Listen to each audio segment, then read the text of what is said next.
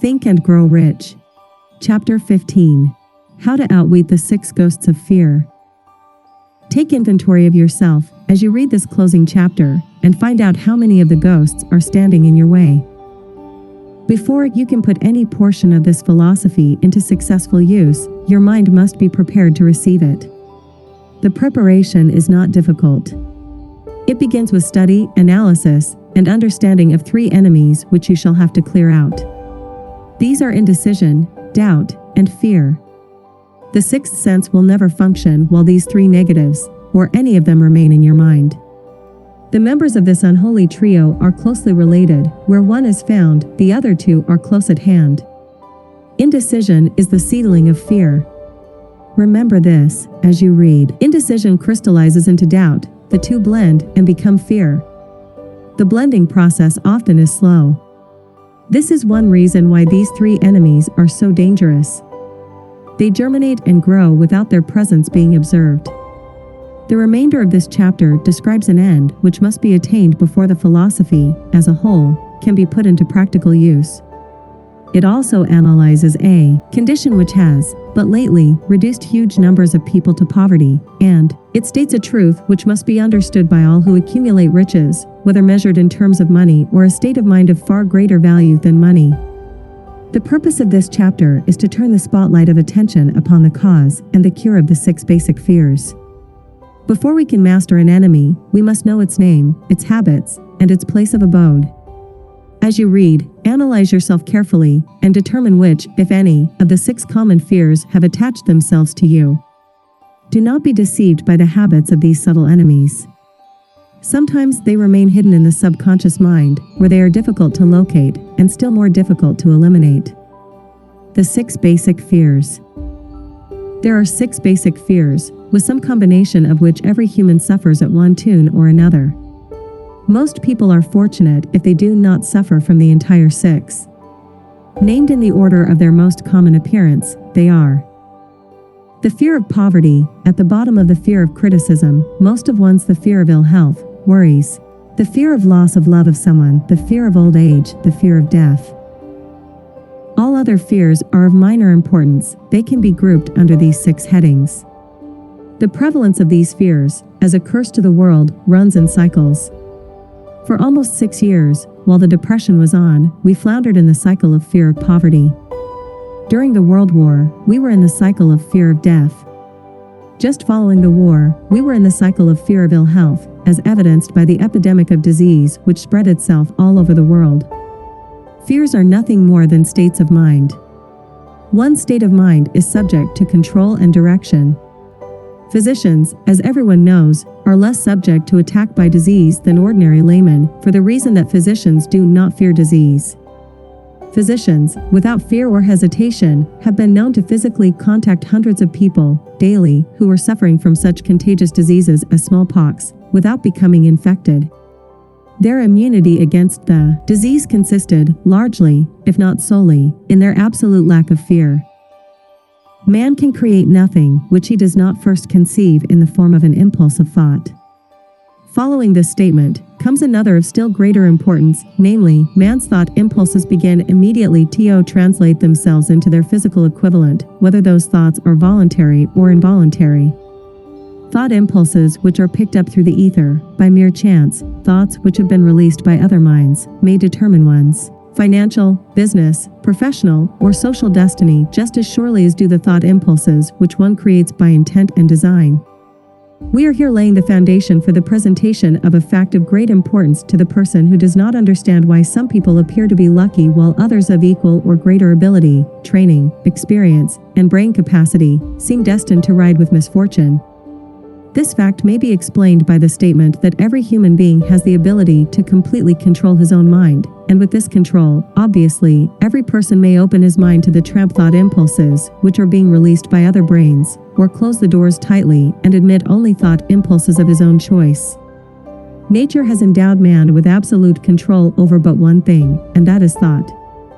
This fact, coupled with the additional fact that everything which man creates begins in the form of a thought, leads one very near to the principle by which fear may be mastered. If it is true that all thought has a tendency to clothe itself in its physical equivalent, and this is true, beyond any reasonable room for doubt, it is equally true that thought impulses of fear and poverty cannot be translated into terms of courage and financial gain. The people of America began to think of poverty following the Wall Street crash of 1929. Slowly, but surely that mass thought was crystallized into its physical equivalent, which was known as a depression. This had to happen. It is in conformity with the laws of nature. The fear of poverty. There can be no compromise between poverty and riches. The two roads that lead to poverty and riches travel in opposite directions. If you want riches, you must refuse to accept any circumstance that leads toward poverty. The word riches is here used in its broadest sense, meaning financial, spiritual, mental, and material estates. The starting point of the path that leads to riches is desire. In Chapter 1, you received full instructions for the proper use of desire. In this chapter, on fear, you have complete instructions for preparing your mind to make practical use of desire. Here, then, is the place to give yourself a challenge, which will definitely determine how much of this philosophy you have absorbed. Here is the point at which you can turn prophet and foretell, accurately, what the future holds in store for you. If, after reading this chapter, you are willing to accept poverty, you may as well make up your mind to receive poverty. This is one decision you cannot avoid. If you demand riches, determine what form and how much will be required to satisfy you. You know the road that leads to riches. You have been given a road map which, if followed, will keep you on that road. If you neglect to make the start, or stop before you arrive, no one will be to blame, but you. This responsibility is yours. No alibi will save you from accepting the responsibility if you now fail or refuse to demand riches of life, because the acceptance calls for but one thing, incidentally, the only thing you can control, and that is a state of mind. A state of mind is something that one assumes. It cannot be purchased, it must be created. Fear of poverty is a state of mind, nothing else. But it is sufficient to destroy one's chances of achievement in any undertaking, a truth which became painfully evident during the Depression. This fear paralyzes the faculty of reason, destroys the faculty of imagination, kills off self-reliance, undermines enthusiasm, discourages initiative, leads to uncertainty of purpose, encourages procrastination, wipes out enthusiasm and makes self-control an impossibility.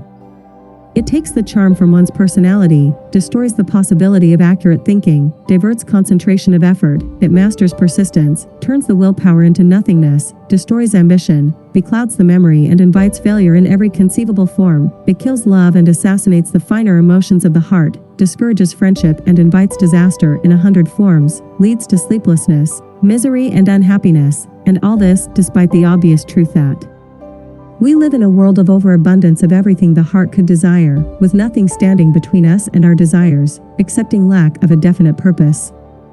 The fear of poverty is, without doubt, the most destructive of the 6 basic. It has been placed at the head of the list, because it is the most difficult to master. Considerable courage is required to state the truth about the origin of this fear, and still greater courage to accept the truth after it has been stated. The fear of poverty grew out of man's inherited tendency to prey upon his fellow man economically. Nearly all animals lower than man are motivated by instinct, but their capacity to think is limited, therefore, they prey upon one another physically. Man, with his superior sense of intuition, with the capacity to think and to reason, does not eat his fellow man bodily, he gets more satisfaction out of eating him financially. Man is so avaricious that every conceivable law has been passed to safeguard him from his fellow man. Of all the ages of the world, of which we know anything, the age in which we live seems to be one that is outstanding because of man's money madness. A man is considered less than the dust of the earth, unless he can display a fat bank account, but if he has money, never mind how he acquired it, he is a king or a big shot, he is above the law, he rules in politics, he dominates in business, and the whole world about him bows in respect when he passes. Nothing brings man so much suffering and humility as poverty. Only those who have experienced poverty understand the full meaning of this. It is no wonder that man fears poverty. Through a long line of inherited experiences, man has learned, for sure, that some men cannot be trusted where matters of money and earthly possessions are concerned. This is a rather stinging indictment, the worst part of it being that it is true. The majority of marriages are motivated by the wealth possessed by one or both of the contracting parties. It is no wonder, therefore, that the divorce courts are busy. So eager is man to possess wealth that he will acquire it in whatever manner he can, through legal methods if possible, through other methods if necessary or expedient. Self-analysis may disclose weaknesses which one does not like to acknowledge. This form of examination is essential to all who demand of life more than mediocrity and poverty. Remember, as you check yourself point by point, that you are both the court and the jury, the prosecuting attorney and the attorney for the defense, and that you are the plaintiff and the defendant, also, that you are on trial. Face the facts squarely. Ask yourself definite questions and demand direct replies. When the examination is over, you will know more about yourself.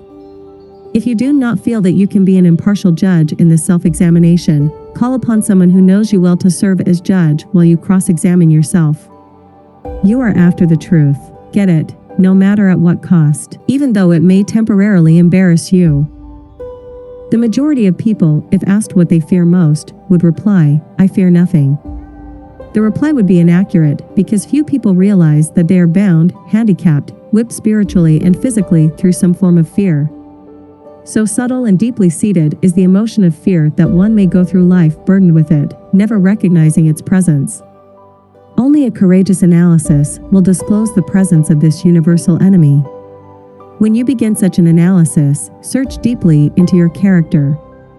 Here is a list of the symptoms for which you should look. Symptoms of the fear of poverty.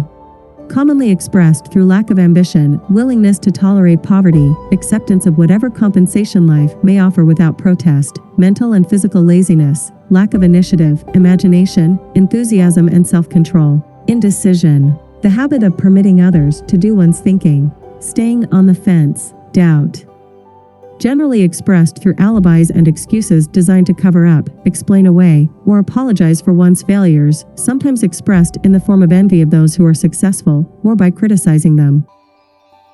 Worry. Usually expressed by finding fault with others, a tendency to spend beyond one's income, neglect of personal appearance, scowling and frowning, intemperance in the use of alcoholic drink, sometimes through the use of narcotics, nervousness, lack of poise, self-consciousness and lack of self-reliance. Overcaution.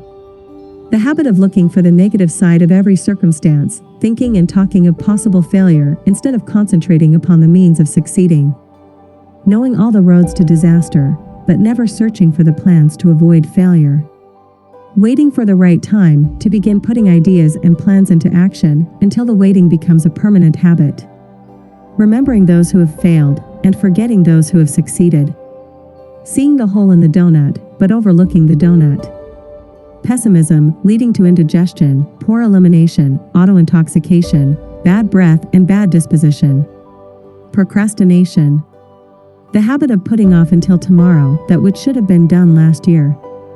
Spending enough time in creating alibis and excuses to have done the job. This symptom is closely related to overcaution, doubt and worry.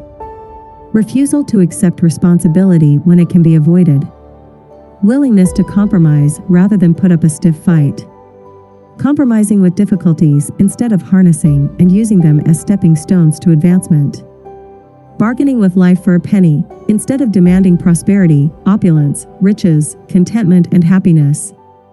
Planning what to do if and when overtaken by failure instead of burning all bridges and making retreat impossible.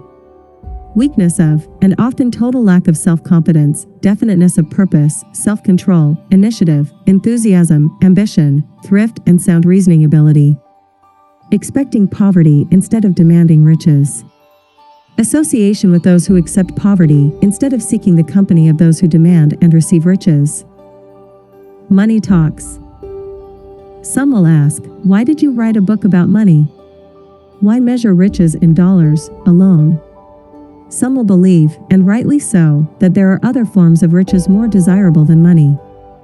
Yes, there are riches which cannot be measured in terms of dollars, but there are millions of people who will say, give me all the money I need, and I will find everything else I want. The major reason why I wrote this book on how to get money is the fact that the world has, but lately passed through an experience that left millions of men and women paralyzed with the fear of poverty. What this sort of fear does to one was well described by Westbrook Pegler in the New York World Telegram, viz., money is only clamshells or metal discs or scraps of paper, and there are treasures of the heart and soul which money cannot buy, but most people, being broke, are unable to keep this in mind and sustain their spirits. When a man is down and out and on the street, unable to get any job at all, something happens to his spirit which can be observed in the droop of his shoulders, the set of his hat, his walk, and his gaze. He cannot escape a feeling of inferiority among people with regular employment, even though he knows they are definitely not his equals in character, intelligence, or ability. These people, even his friends, feel, on the other hand, a sense of superiority and regard him, perhaps unconsciously, as a casualty. He may borrow for a time, but not enough to carry on in his accustomed way, and he cannot continue to borrow very long.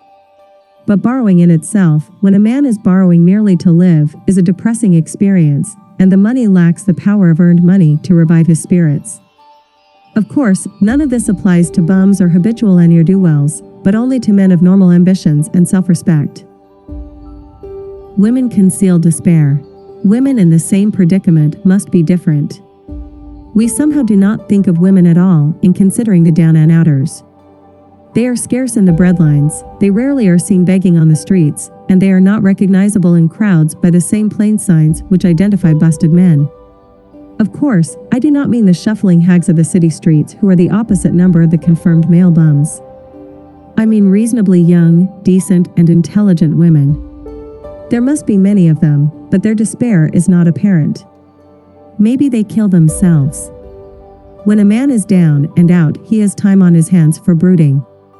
He may travel miles to see a man about a job and discover that the job is filled or that it is one of those jobs with no base pay but only a commission on the sale of some useless knickknack which nobody would buy, except out of pity.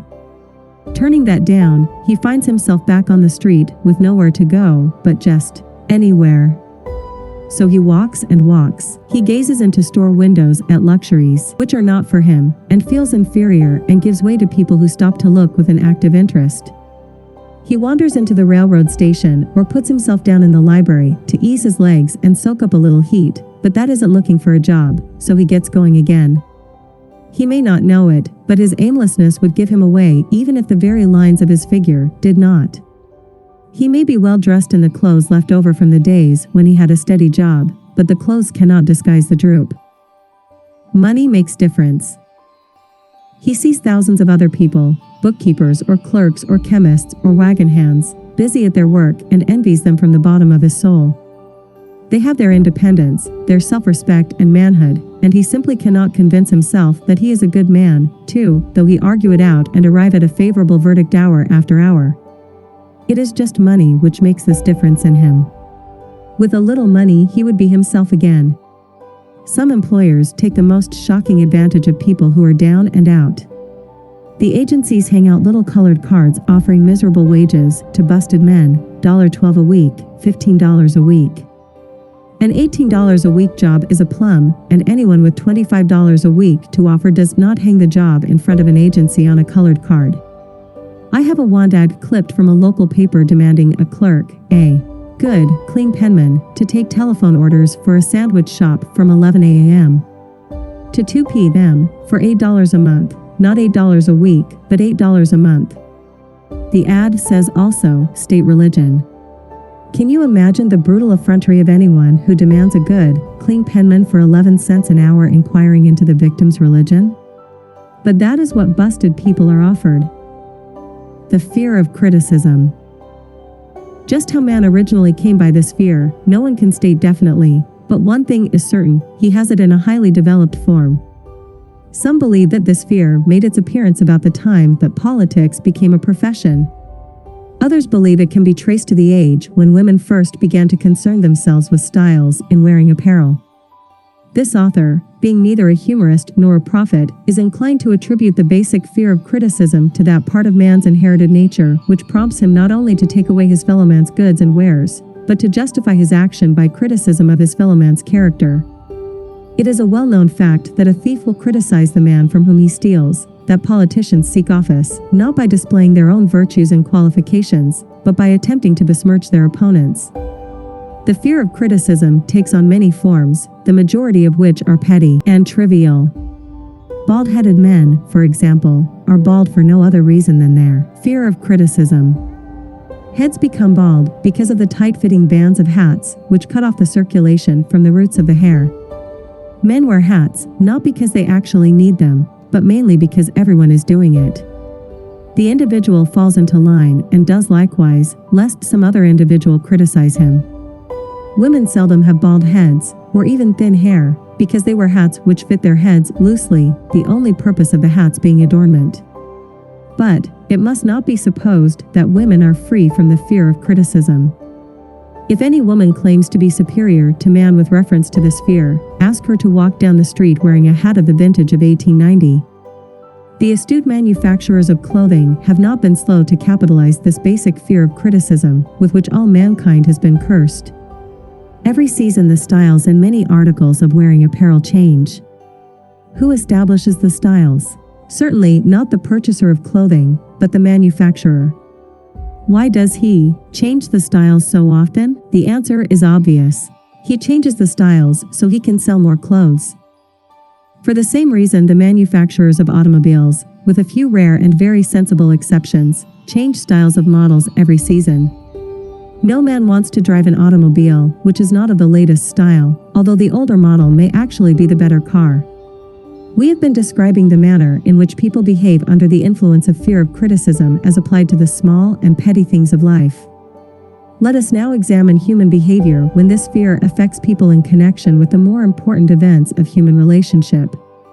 Take for example, practically any person who has reached the age of mental maturity, from 35 to 40 years of age, as a general average, and if you could read the secret thoughts of his mind, you would find a very decided disbelief in most of the fables taught by the majority of the dogmatists and theologians a few decades back.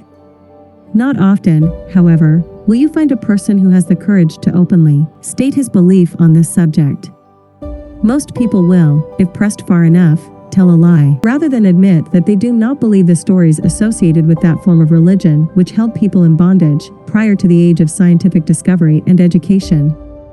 Why does the average person, even in this day of enlightenment, shy away from denying his belief in the fables, which were the basis of most of the religions a few decades ago? The answer is, because of the fear of criticism. Men and women have been burned at the stake for daring to express disbelief in ghosts. It is no wonder we have inherited a consciousness which makes us fear criticism. The time was, and not so far in the past, when criticism carried severe punishments. It still does in some countries. The fear of criticism robs man of his initiative, destroys his power of imagination, limits his individuality, takes away his self-reliance, and does him damage in 100 other ways. Parents often do their children irreparable injury by criticizing them. The mother of one of my boyhood chums used to punish him with a switch almost daily, always completing the job with the statement, "You'll land in the penitentiary before you are 20. He was sent to a reformatory at the age of 17. Criticism is the one form of service of which everyone has too much. Everyone has a stock of it which is handed out, gratis, whether called for or not.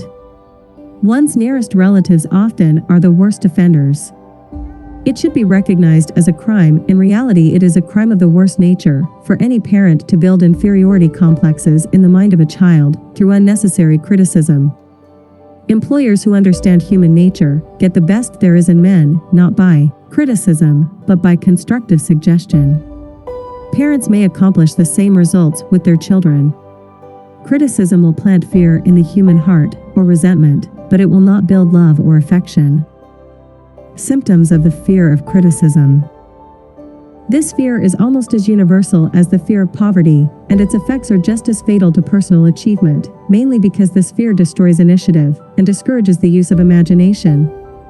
The major symptoms of the fear are self-consciousness, generally expressed through nervousness, timidity in conversation and in meeting strangers, awkward movement of the hands and limbs, shifting of the eyes, lack of poise, expressed through lack of voice control, nervousness in the presence of others, poor posture of body, poor memory.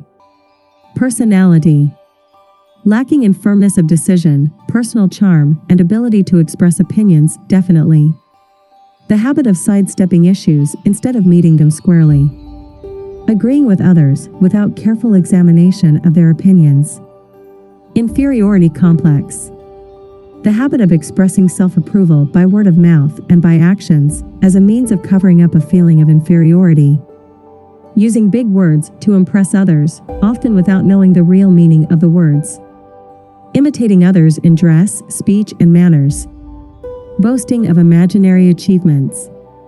This sometimes gives a surface appearance of a feeling of superiority. Extravagance.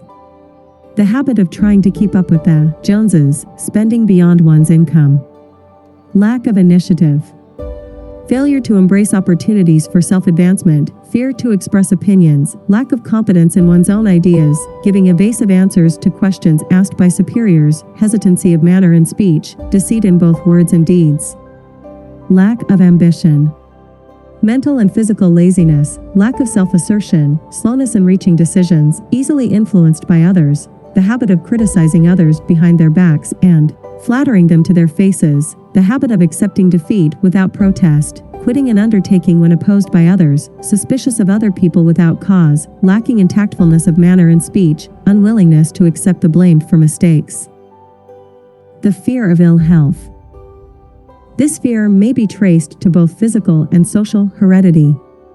It is closely associated, as to its origin, with the causes of fear of old age and the fear of death, because it leads one closely to the border of terrible worlds of which man knows not, but concerning which he has been taught some discomforting stories. The opinion is somewhat general, also, that certain unethical people engaged in the business of selling health have had not a little to do with keeping alive the fear of ill health. In the main, man fears ill health because of the terrible pictures which have been planted in his mind of what may happen if death should overtake him. He also fears it because of the economic toll which it may claim.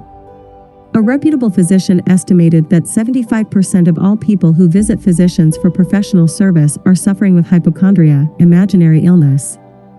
It has been shown most convincingly that the fear of disease, even where there is not the slightest cause for fear, often produces the physical symptoms of the disease feared. Powerful and mighty is the human mind. It builds or it destroys.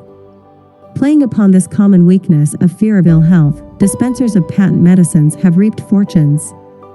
This form of imposition upon credulous humanity became so prevalent some 20 years ago that Collier's Weekly magazine conducted a bitter campaign against some of the worst offenders in the patent medicine business.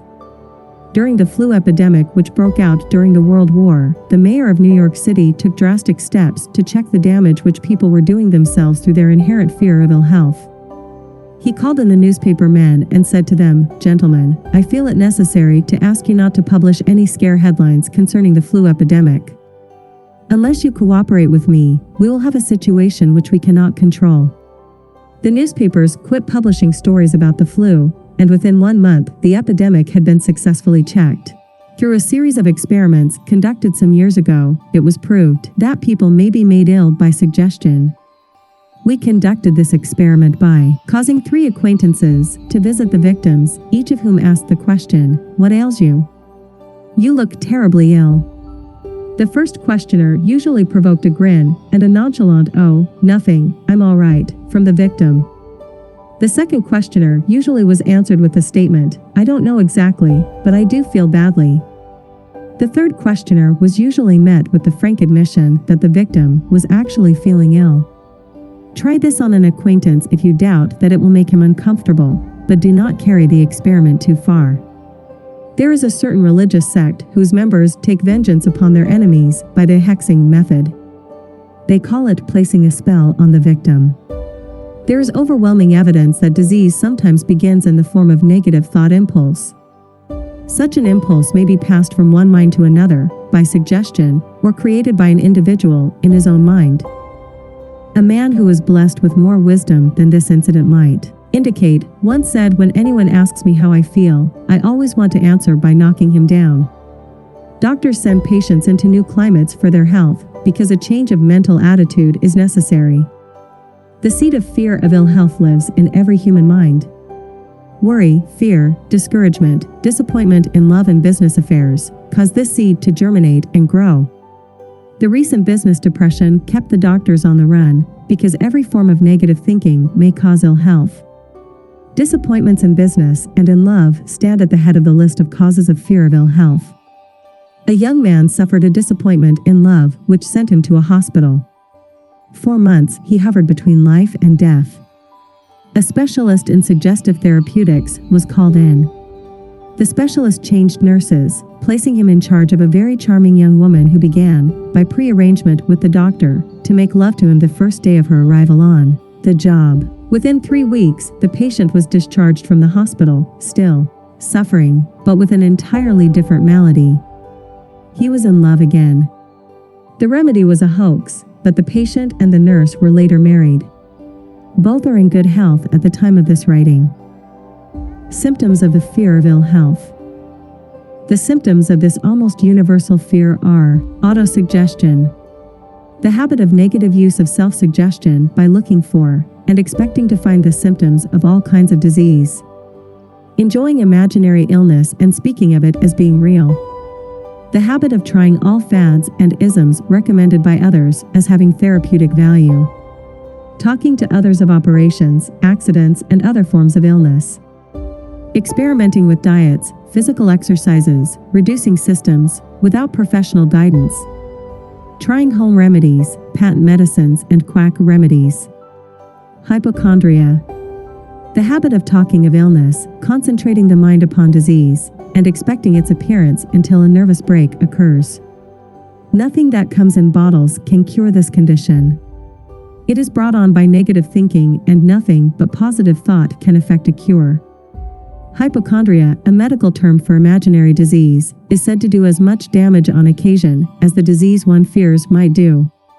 Most so-called cases of nerves come from imaginary illness. Exercise. Fear of ill health often interferes with proper physical exercise and results in overweight by causing one to avoid outdoor life. Susceptibility.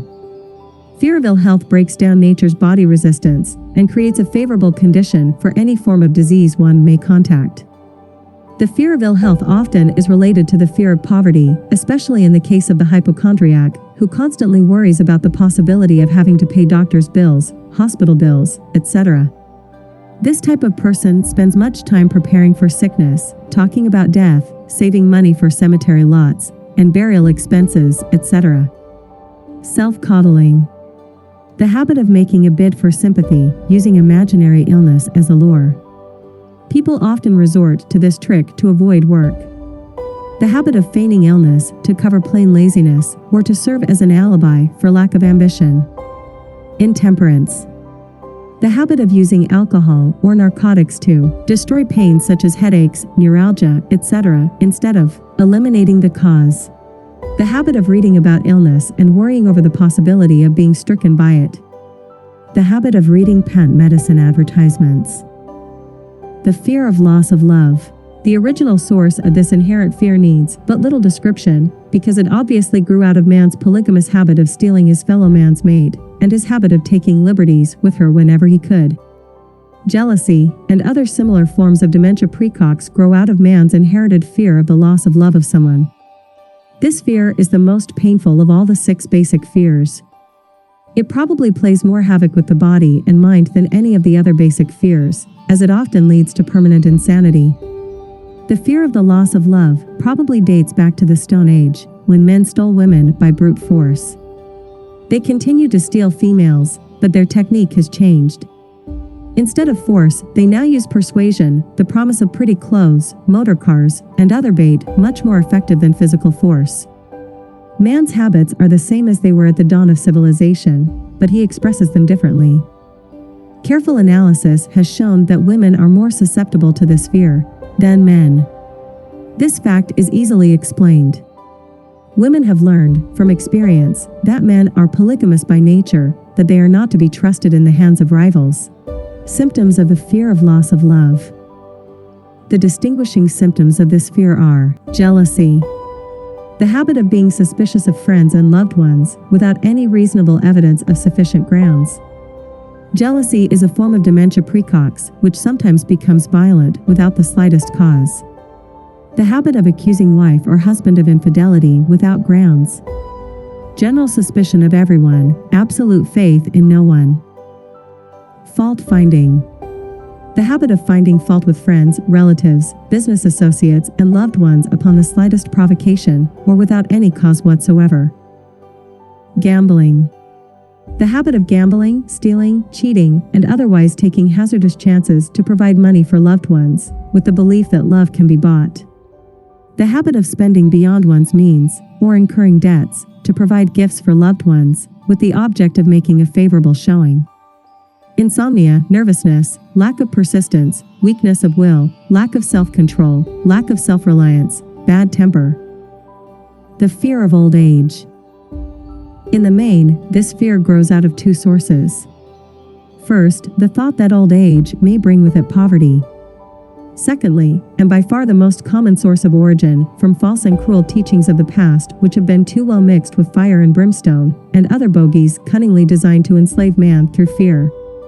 In the basic fear of old age, man has two very sound reasons for his apprehension, one growing out of his distrust of his fellow man, who may seize whatever worldly goods he may possess, and the other arising from the terrible pictures of the world beyond, which were planted in his mind, through social heredity before he came into full possession of his mind. The possibility of ill health, which is more common as people grow older, is also a contributing cause of this common fear of old age. Eroticism also enters into the cause of the fear of old age, as no man cherishes the thought of diminishing sex attraction. The most common cause of fear of old age is associated with the possibility of poverty. Poorhouse is not a pretty word. It throws a chill into the mind of every person who faces the possibility of having to spend his declining years on a poor farm. Another contributing cause of the fear of old age is the possibility of loss of freedom and independence, as old age may bring with it the loss of both physical and economic freedom. Symptoms of the fear of old age. The commonest symptoms of this fear are the tendency to slow down and develop an inferiority complex at the age of mental maturity, around the age of 40. Falsely believing oneself to be slipping because of age. The truth is that man's most useful years, mentally and spiritually, are those between 40 and 60. The habit of speaking apologetically of oneself as being old merely because one has reached the age of 40 or 50, instead of reversing the rule and expressing gratitude for having reached the age of wisdom and understanding. The habit of killing off initiative, imagination, and self-reliance by falsely believing oneself too old to exercise these qualities. The habit of the man or woman of 40 dressing with the aim of trying to appear much younger, and affecting mannerisms of youth, thereby inspiring ridicule by both friends and strangers. The fear of death. To some, this is the cruelest of all the basic fears. The reason is obvious. The terrible pangs of fear associated with the thought of death, in the majority of cases, may be charged directly to religious fanaticism. So-called heathen are less afraid of death than the more civilized. For hundreds of millions of years man has been asking the still unanswered questions, whence and whither? Where did I come from, and where am I going? During the darker ages of the past, the more cunning and crafty were not slow to offer the answer to these questions, for a price. Witness, now, the major source of origin of the fear of death. Come into my tent, embrace my faith, accept my dogmas, and I will give you a ticket that will admit you straight away into heaven when you die, cries a leader of sectarianism. Remain out of my tent, says the same leader, and may the devil take you and burn you throughout eternity. Eternity is a long time. Fire is a terrible thing. The thought of eternal punishment with fire not only causes man to fear death, it often causes him to lose his reason. It destroys interest in life and makes happiness impossible. During my research, I reviewed a book entitled A Catalogue of the Gods, in which were listed the 30,000 gods which man has worshipped. Think of it, 30,000 of them, represented by everything, from a crawfish to a man. It is little wonder that men have become frightened at the approach of death. While the religious leader may not be able to provide safe conduct into heaven, nor, by lack of such provision, allow the unfortunate to descend into hell, the possibility of the latter seems so terrible that the very thought of it lays hold of the imagination in such a realistic way that it paralyzes reason and sets up the fear of death. In truth, no man knows, and no man has ever known, what heaven or hell is like, nor does any man know if either place actually exists. This very lack of positive knowledge opens the door of the human mind to the charlatan, so he may enter and control that mind with his stock of legerdemain and various brands of pious fraud and trickery. The fear of death is not as common now as it was during the age when there were no great colleges and universities. Men of science have turned the spotlight of truth upon the world, and this truth is rapidly freeing men and women from this terrible fear of death. The young men and young women who attend the colleges and universities are not easily impressed by fire and brimstone.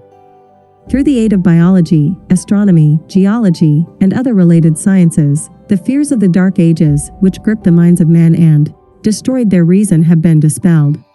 Insane asylums are filled with men and women who have gone mad because of the fear of death. This fear is useless. Death will come, no matter what anyone may think about it. Accept it as a necessity, and pass the thought out of your mind.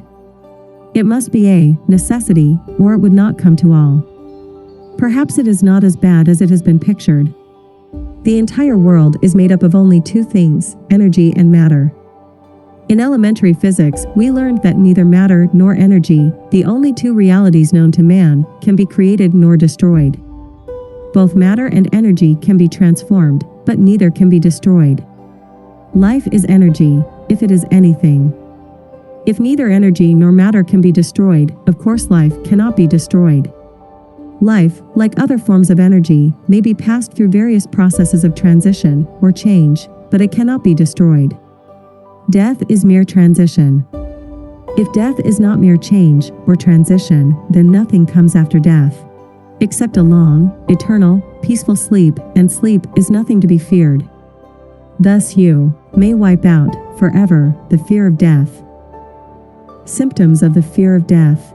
The general symptoms of this fear are the habit of thinking about dying instead of making the most of life, due, generally, to lack of purpose or lack of a suitable occupation. This fear is more prevalent among the aged, but sometimes the more youthful are victims of it.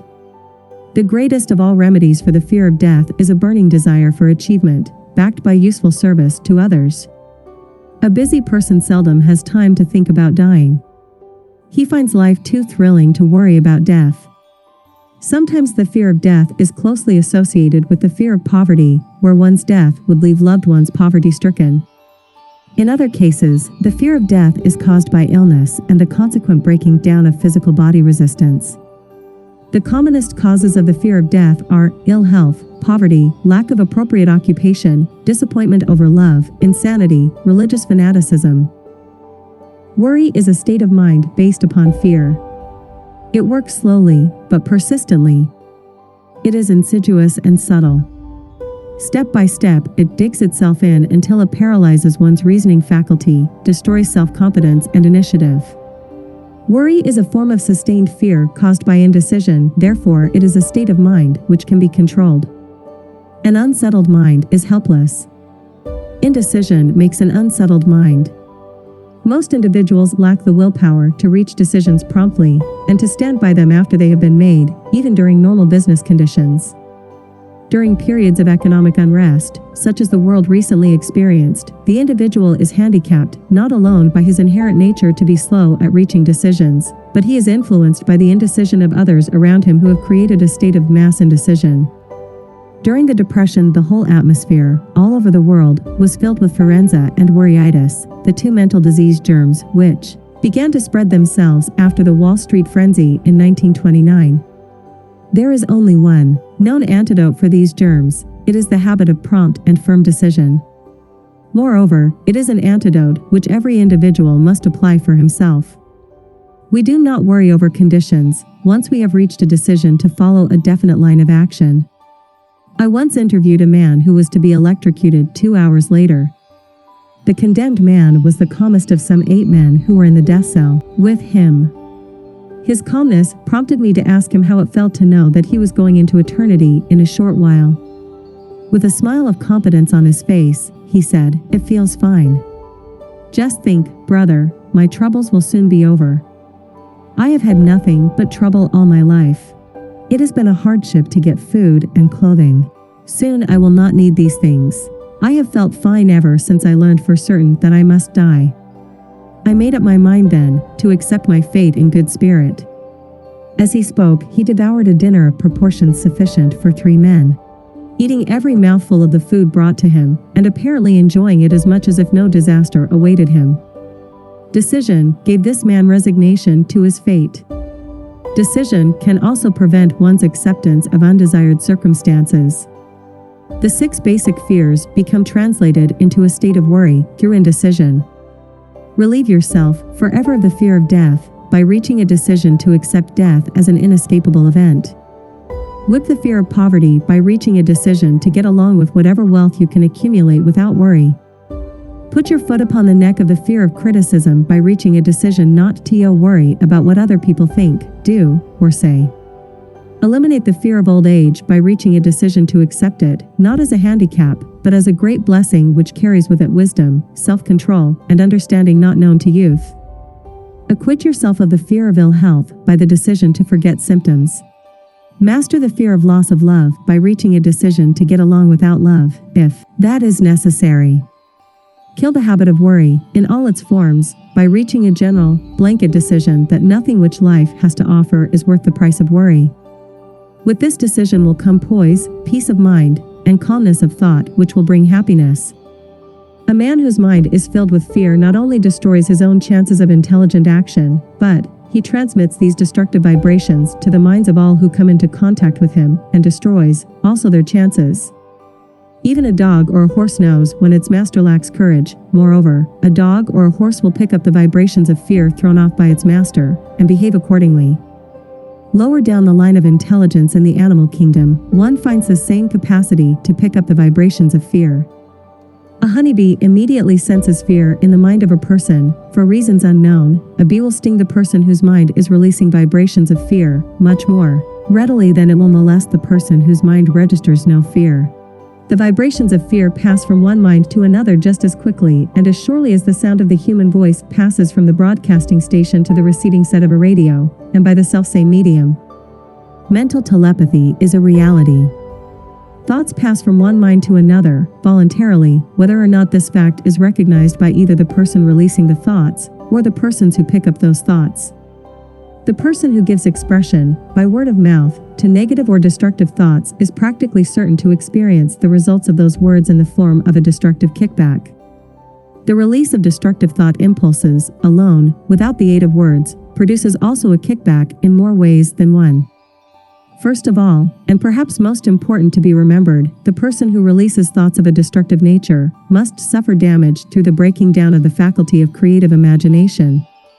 Secondly, the presence in the mind of any destructive emotion develops a negative personality, which repels people, and often converts them into antagonists.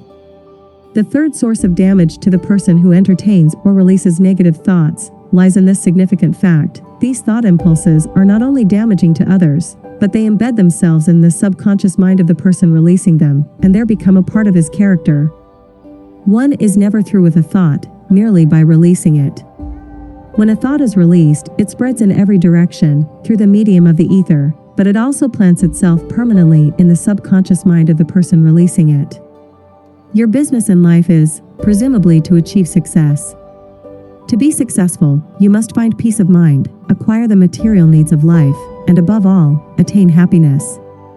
All of these evidences of success begin in the form of thought impulses. You may control your own mind. You have the power to feed it whatever thought impulses you choose. With this privilege goes also the responsibility of using it constructively. You are the master of your own earthly destiny, just as surely as you have the power to control your own thoughts. You may influence, direct, and eventually control your own environment, making your life what you want it to be, or you may neglect to exercise the privilege which is yours, to make your life to order, thus casting yourself upon the broad sea of circumstance, where you will be tossed hither and yon, like a chip on the waves of the ocean.